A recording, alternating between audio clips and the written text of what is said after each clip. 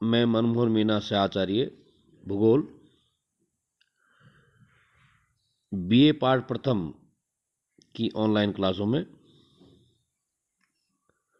Second paper पर्यावरण भूगोल की सेकंड यूनिट के एक महत्वपूर्ण चैप्टर पारिस्थितिक तंत्र की हम चर्चा कर रहे थे पिछली क्लास में। तो पिछली क्लास में हमने पारिस्थितिक तंत्र के अर्थ और परिभाषा की चर्चा की थी। आज हम पारिस्थितिक तंत्र की संरचना एवं कार्य की चर्चा करेंगे या अध्ययन करेंगे।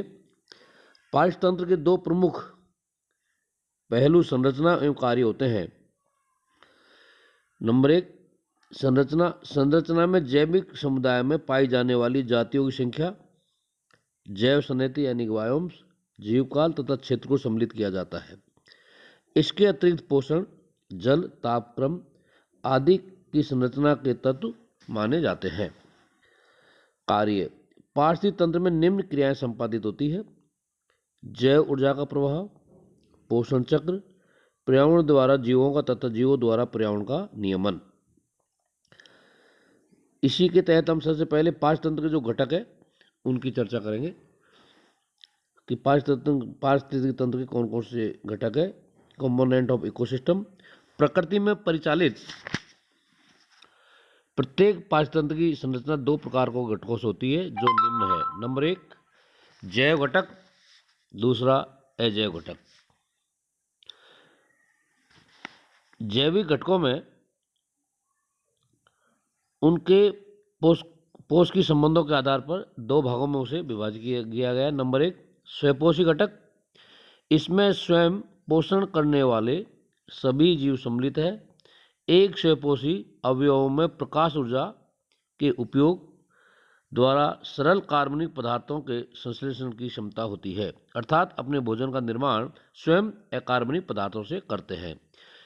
ये स्वपोषी घटक, जिन्हें प्राथमिक उत्पादक भी कहते हैं, हरित लवण की सहायता से सूर्य से प्राप्त ऊर्जा द्वारा प्रकाश संश्लेषण की प्रक्रिया द्वारा अकार्बनिक पदार्थों, जल तथा कार्बन डाइऑक्साइड को प्रयोग में लेकर अपना भोजन तैयार करते हैं। यानी कि ये स्वयं अपना भोजन तैयार करते हैं। प्रकाश संश्लेषण में समर्थ हरे पौधे, नील हरित शैवाल, हरे शैवाल, प्रकाश संश्लेषी जीवाणु सभी पारिस्थितिक तंत्र के स्वपोषी अवयव होते हैं। इसी के तहत हमने पारिस्थितिक तंत्र के जो घटक है उसका एक चित्र है, इसको आप जो है अध्ययन करें, क्योंकि इसमें क्या है कि सूर्य से ही सूर्य ऊर्जा आती है और ये सारे जो तंत्र है पृथ्वी का उसे सूर्य की ऊर्जा ही चलाती है।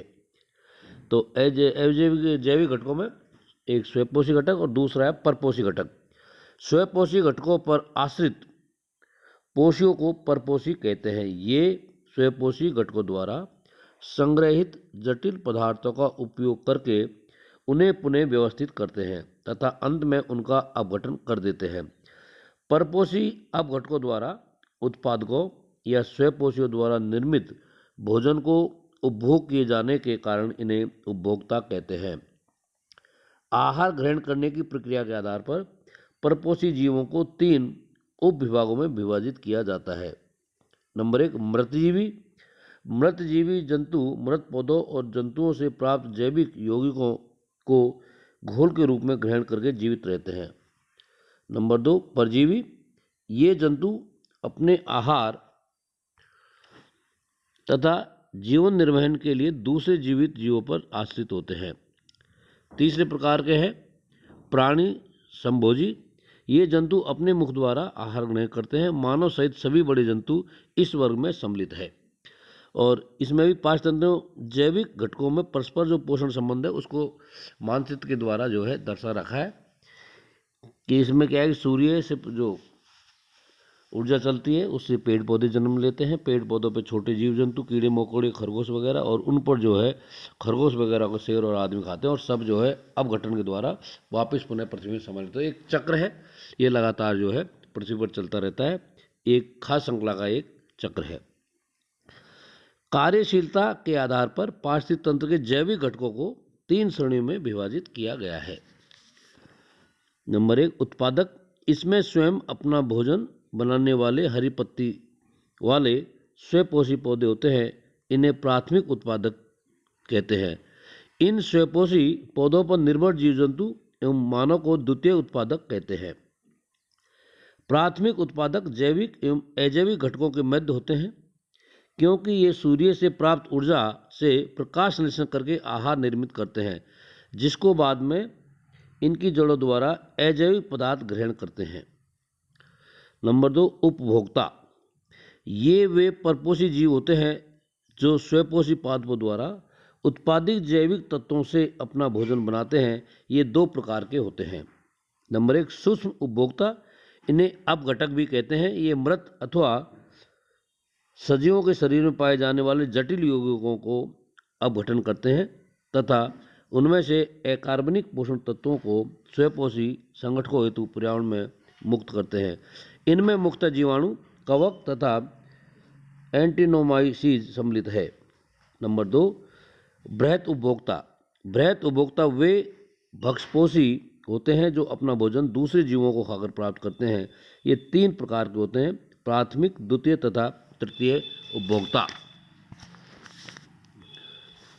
प्राथमिक उपभोक्ता हरे पौधों की पत्तियां अथवा उत्पादकों से भोजन प्राप्त करने वाले समस्त जीव जंतु प्राथमिक उपभोक्ता कहलाते हैं। इन्हें शाकाहारी कहते हैं। इनमें स्थलीय जीव, कीड़े, तीक्ष्ण दंतक, गाय, बकरी तथा मानव और जलीय जीवों में विभिन्न प्रकार के मौलिक प्राणी आते हैं। द्वितीय उपभोक्ता इनमें प्राथमिक उपभोक्ता या शाकाहारी जंतु पर निर्भर मांसाहारी प्रमुख है, जैसे शेर, चीता, मेंढक, छिपकली आदि। तृतीय उपभोक्ता इस श्रेणी में वे सर्वहारी जंतु आते हैं जो अपना भोजन हरे पौधों, शाकाहारियों एवं मांसाहारियों आदि को खाकर प्राप्त करते हैं। इनमें स्वयं मानव सहित पक्षी, मछलियां व कुत्ते, बिल्ली सम्मिलित है। इन्हें भक्षपोषी भी कहते हैं। नंबर 3, अपघटक।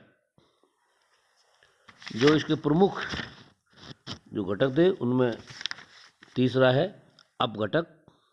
इनमें मुख्यतः सूक्ष्म जीवों तथा कवकों का समावेश होता है जो मृत पौधों तथा जंतुओं सहित अनेक जैविक पदार्थों को सड़ा गलाकर वियोजित करते हैं। ये जीव वियोजन के द्वारा अपना आहार ग्रहण करते हुए जैविक तत्वों की पुनर्व्यवस्था करते हैं। ये वियोजक जीव जंतु जटिल जैविक पदार्थों को एक दूसरे से पृथक करके सामान्य बनाकर स्वयंपोषी प्राथमिक उत्पादकों के प्रयोग हेतु पुनः सुलभ करवाए जाते हैं। अजैविक घटक। अजैविक घटक 3 प्रकार के होते हैं। कार्बनिक पदार्थ। नंबर 1, कार्बनिक पदार्थ जैसे oxygen, carbon dioxide, carbon, sulphur, nitrogen, hydrogen, खनिज लवण आदि। नंबर 2, कार्बनिक पदार्थ जैसे प्रोटीन, कार्बोहाइड्रेट इत्यादि। नंबर 3, जलवायु तत्व जैसे जल, सूर्य का प्रकाश, तापमान, वर्षा, जलवाष्प, आर्द्रता इत्यादि। तो इनका जो है हमने अध्ययन किया कि पारिस्थितिक तंत्र की जो संरचना और कार्य है किस प्रकार से संपादित होता है और क्या क्या कार्य इसके अंतर्गत होते हैं। तो पारिस्थितिक तंत्र के जो प्रमुख घटक है इसी के तहत हमने चर्चा की और चित्र के द्वारा इसे समझाया है कि किस तरह से ये पारिस्थितिक तंत्र अपना कार्य करता है और किस किस की भूमिका होती है और कौन जो है स्वयंपोषी घटक है, परपोषी घटक है, उत्पादक है, उपभोक्ता है तथा उपभोक्ताओं में प्राथमिक उपभोक्ता, द्वितीय उपभोक्ता, तृतीय उपभोक्ता और अपघटक तथा अजैविक घटक आदि की चर्चा हमने की। जब तक ये चैप्टर समझ में नहीं आएगा, जब तक आगे की जो है चैप्टर हमारे समझ में आएगा, तो आपसे निवेदन है कि आप इस चैप्टर को ध्यानपूर्वक पढ़ें।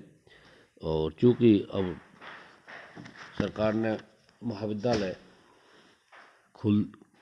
खोलने जा रही है जिनमें BA थर्ड ईयर और MA फाइनल की क्लासें महाविद्यालय में शुरू हो गई है। आने वाले समय में बहुत जल्द आपके लिए भी ऑफलाइन क्लासें महाविद्यालय में शुरू हो जाएगी, लेकिन जब तक आप की ऑफलाइन क्लासें शुरू नहीं होती आप लोग जो है ऑनलाइन क्लासों से जुड़े रहें और अपनी परीक्षा की तैयारी जारी रखें। किसी प्रकार की परेशानी होने पर आप टेलीफोन या मोबाइल के माध्यम से हमसे संपर्क कर सकते हैं ताकि आपको जो अध्ययन में कोई असुविधा है उसका निवारण समय पर किया जा सके। धन्यवाद।